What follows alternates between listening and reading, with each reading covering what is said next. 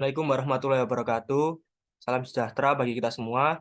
Kami dari kelompok 6 mata kuliah umum kewarganegaraan kelas G106 UPN Veteran Jawa Timur akan mempresentasikan tentang proyek citizen kami. Proyek citizen kami berjudul Pelanggaran Lalu Lintas di Lingkungan Masyarakat. Anggota kelompok kami dari kelompok 6 ada 5. Yang pertama, saya Surya Novrian Ramadhani Dwi Arifin, NPM 2202011010150. Dua, ada Kavi Maulana Hansa, NPM 22024010151.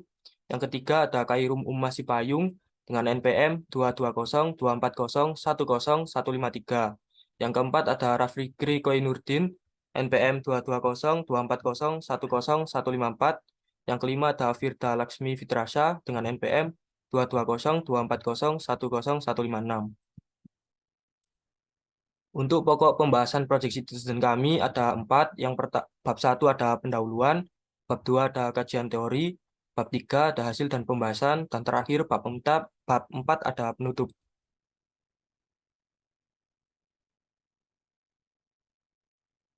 Satu, pendahuluan, latar belakang.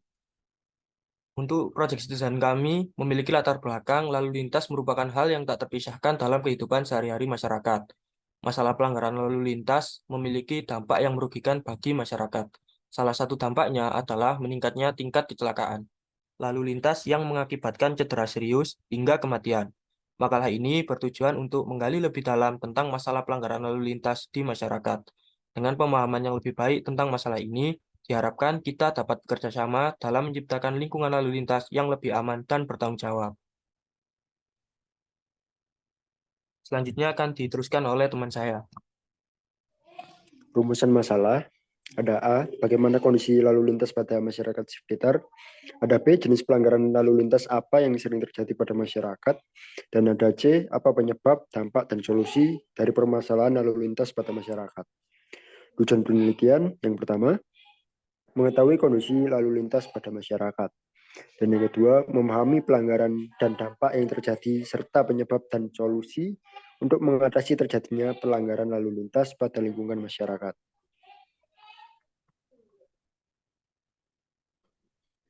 Kajian teori, ketertiban lalu lintas adalah suatu keadaan berlalu lintas yang bertanggung jawab serta teratur sesuai dengan hak dan kewajiban setiap pengguna jalan. Pasal 1 angka 32 Undang-Undang Nomor 22 Tahun 2009 tentang lalu lintas dan angkutan jalan. Pengertian pelanggaran lalu lintas, Projodikoro 1981, yang mengartikan pelanggaran sebagai perbuatan melanggar sesuatu dan berhubungan dengan hukum, berarti lain daripada perbuatan melanggar hukum. Faktor-faktor penyebab pelanggaran lalu lintas. Yang pertama, minimnya pengetahuan mengenai peraturan lalu lintas. Yang kedua, hanya patuh ketika ada petugas. Dan yang ketiga, memutarbalikkan ungkapan sering didengar. 4, tidak memikirkan keselamatan diri sendiri maupun orang lain. Dan yang terakhir, bisa damai ketika tilang. Selanjutnya akan dilanjutkan oleh teman saya. Kemudian ada hasil pembahasan. Di pengamatan, itu total responden dalam pengisian kuesioner yang telah dilakukan melalui Google Form didapatkan sebanyak 21 orang. Jenis pelanggaran yang biasa dilakukan adalah menerobos lampu merah dengan frekuensi sebesar 14. Responden yang memiliki jenis pelanggaran ini dengan pelanggaran jarang dilakukan. Jenis pelanggaran selanjutnya yang bisa terjadi secara berturut-turut yaitu menggunakan handphone ketika berkendara dan melawan arus jalan sebanyak 10 orang. Tidak memiliki STNK sebanyak 8 orang, tidak memakai helm SNI 7 orang, melanggar lampu lalu lintas 6 orang, mengendarai kendaraan di atas trotoar sebanyak 4 orang, menerobos palang pintu dan balapan di jalan raya sebanyak 2 orang, dan yang terakhir adalah tidak memasang plat kendaraan bermotor sebanyak 1 orang. Kemudian ada pembahasan, yaitu yang pertama, poin pertama yaitu kondisi lalu lintas di masyarakat. Yang kedua, pelanggaran lalu lintas yang sering terjadi di masyarakat. Kemudian yang ketiga yaitu solusi mengatasi permasalahan di masyarakat. Yang pertama, kondisi lalu lintas di masyarakat. Hasil penelitian di masyarakat menunjukkan bahwa di kota Surabaya kondisi lalu lintas belum dapat dikatakan tertib. Dari 21 responden yang telah mengisi kuesioner dapat diketahui bahwa jenis kelamin tidak dapat dijadikan indikator seseorang lebih banyak atau lebih sedikit dalam melakukan pelanggaran. Nah, berikut ada diagram jenis kelamin. Itu laki-laki sebanyak 48% dan perempuan sebanyak 52%. Lanjut ke pelanggaran lalu lintas yang sering terjadi di masyarakat. Grafik yang kedua itu ada profesi responden yang kami teliti, yaitu ada mahasiswa, karyawan, dan pelajar. Untuk mahasiswa merupakan responden terbesar dalam penelitian kami, yaitu berjumlah 72%. Dan karyawan serta pelajar di luar mahasiswa itu ada sekitar 14%. Untuk rentang usia, terbanyak itu antara 17 sampai 20 tahun dengan persentase 81%, usia 21 sampai 24 tahun ada 14%, dan usia 25 sampai 28 tahun ada 5%. Jadi responden terbanyak yang melakukan pelanggaran ada pada usia 17 sampai 20 tahun berdasarkan hasil penelitian yang kami lakukan. Next. Pelanggaran lalu lintas yang sering terjadi di masyarakat. Pelanggaran lalu lintas yang sering terjadi berdasarkan hasil penelitian yang telah dilakukan adalah menerobos lampu merah dengan jumlah responden yang memilih yaitu sebanyak 14 suara atau sekitar 21%.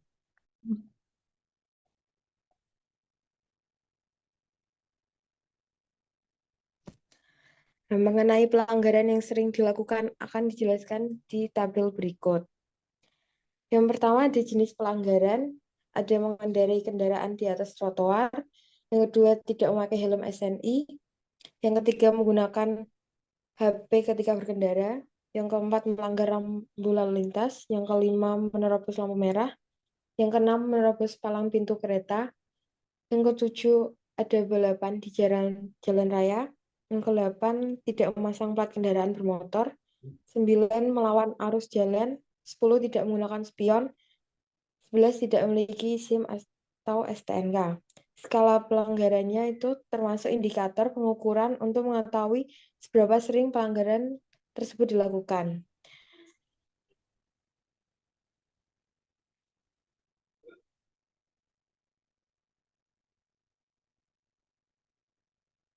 Yang selanjutnya ada solusi dalam mengatasi permasalahan.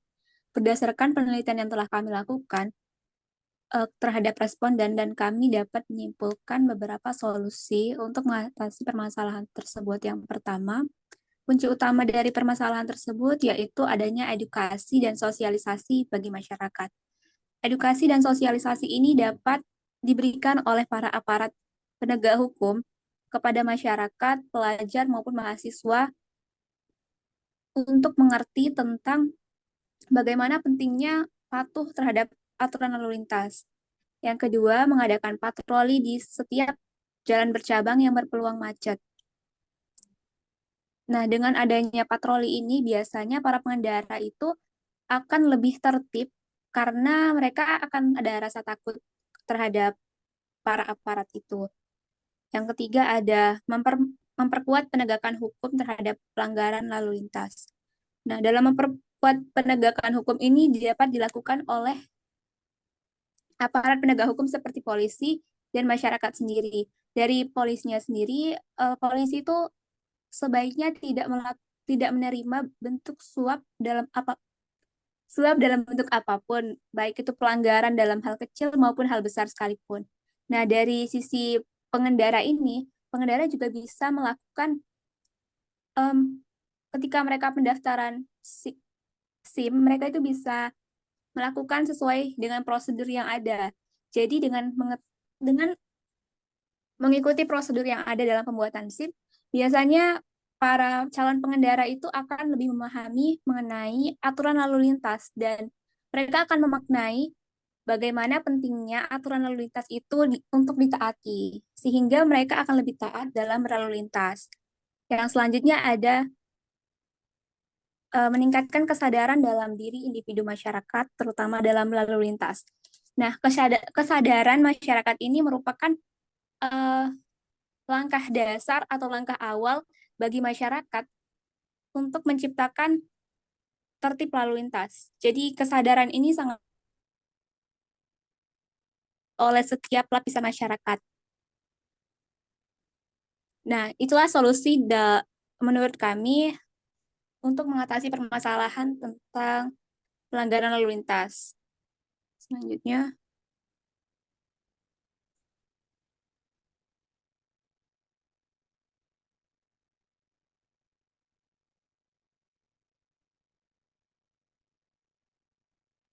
Selanjutnya ada kesimpulan. Yang pertama, kondisi lalu lintas di Kota Surabaya belum dapat dikategorikan sebagai tertib. Yang kedua, jenis kelamin tidak menjadi indikator utama dalam melakukan pelanggaran lalu lintas. Dan yang ketiga, jam-jam sibuk seperti pagi dan sore hari cenderung menjadi waktu dengan lalu lintas yang padat. Yang keempat, pelanggaran lalu lintas yang paling sering terjadi adalah menerobos lampu merah, menggunakan handphone saat berkendara, dan melawan arus jalan.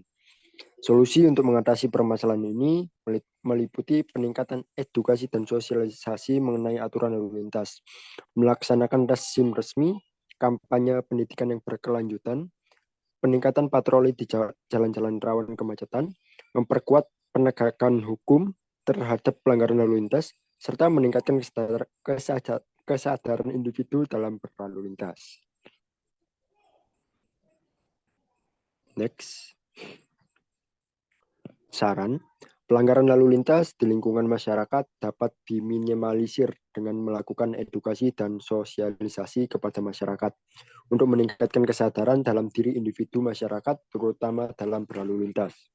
Mengadakan patroli di setiap jalan bercabang yang berpeluang macet, memperkuat penegakan hukum terhadap pelanggaran lalu lintas. Dan yang terakhir, meningkatkan kesadaran dalam diri individu masyarakat, terutama dalam berlalu lintas. Selanjutnya ada lampiran.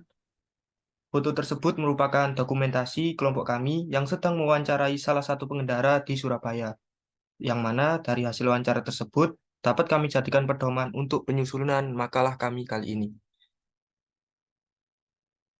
Sekian presentasi dari kelompok kami, kurang lebihnya mohon maaf. Wassalamualaikum warahmatullahi wabarakatuh. Waalaikumsalam warahmatullahi wabarakatuh. Waalaikumsalam. Waalaikumsalam warahmatullahi wabarakatuh.